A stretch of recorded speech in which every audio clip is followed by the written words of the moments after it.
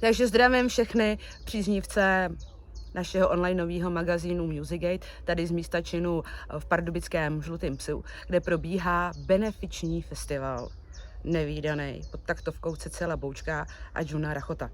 A v tuhletu chvíli je tady se mnou otec zakladatel a moje první otázka na Cecila zní: kolikátý je to ročník? Bohužel teprve první. Takže úplně i tady jako první u psa. První u psa jako vůbec, jako první ročník tohle festivalu, ale doufáme, že to bude mít i další pokračování, další ročníky. A měl jsi vůbec představu dělat to někde jinde? Původně. Měl, ale prostě nedopadlo to díky určitým nějakým problémům, co se týče místa a obecního úřadu toho místa. A teď taková druhá otázka.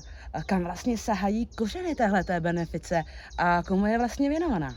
Je to věnovaná rodině pana Svatopluka, pastora z Jeseníků, kde mu to v roce 2024, když byly ty ohromné záplavy, jako určitě víš, všude se o tom psalo, všude. Jasně. No, tak mu to prostě smetlo barák. A něco si půjčili, něco jim pokryla pojistka, ale prostě na všechno to nestačilo. Tak mě to prostě takhle jenom hloupě napadlo. U piva? Jo, a u zelení. to zní jako dobrý start a dobrý základ. A teď mi prosím tě prozrať, jak vlastně došlo ke spojení s Johnem Rachotem z Retardos? Hele, my jsme se právě potkali, já jsem byl v Chrudimi prostě pracovně za svým biznisem, který mě živí, a prostě potkali jsme se v hospodě. Já vidím pankáče, říkám, posloucháš punk? No jasně. Ty jsi Cecil Bouček, já říkám, no jasně. Jedna zelená, druhá zelená, prostě jsme to takhle uvařili, no. A takže to nemá vůbec spojitost s tím tvým pořadem srdcovky Cecila Boučka? Vůbec. Hele, moje žena, když to zjistila, co zas vymýšlím, zjistila to vlastně na sociálních sítích, v podstatě na Facebooku, tak mi řekla, jestli jsem se už jakoby úplně nezbláznil, ale musím říct, že moje žena mě ve všem podporuje, takže jako jo, proto je tady i dneska. Takže zdravíme i ženu. Věrunku. A prosím tě, když už jsme teda nakousli ty tvoje srdcovky, co máš pořád na YouTube, myslím si, že? Jo. Jak tě vlastně napadlo i tohleto? Ale já jezdím dlouhé cesty, pracovní cesty a poslouchám. Já nejsem úplně jakoby zabraný, že bych poslouchal jenom jeden styl muziky. Já mám rád každou dobrou muziku, jo?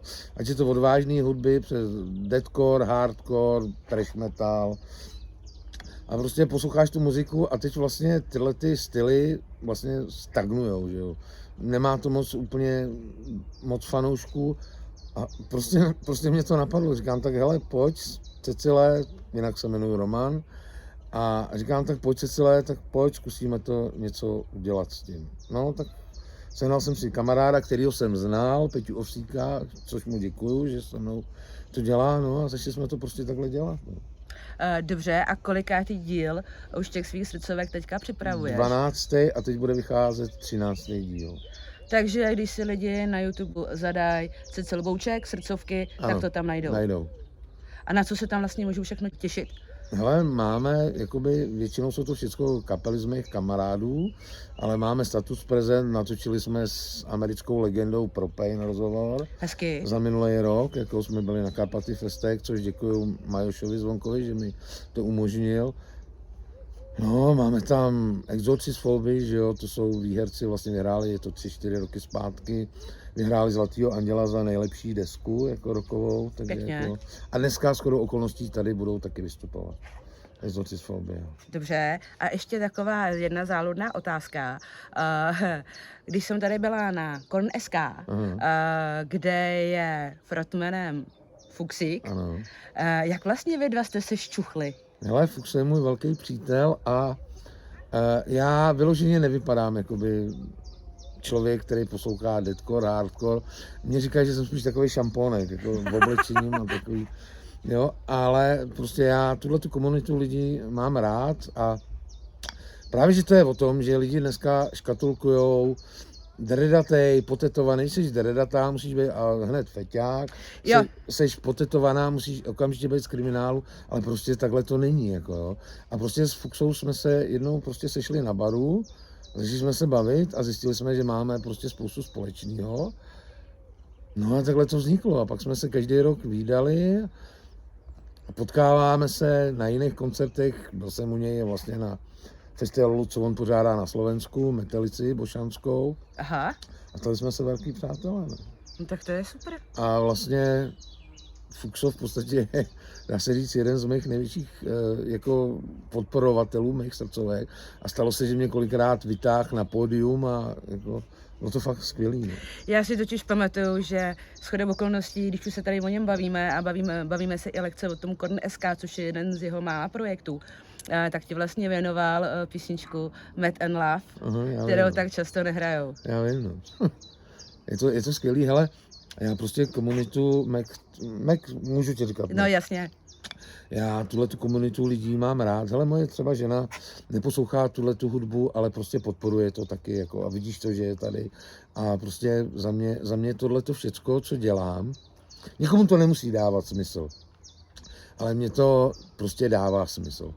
Jo, prostě, hele, ve světě je takovýho násilí, takovýho, jak na zvířatech, na lidech, a prostě pak existují takovýhle ostrůvky, kde ten svět ještě zůstal jakoby normální.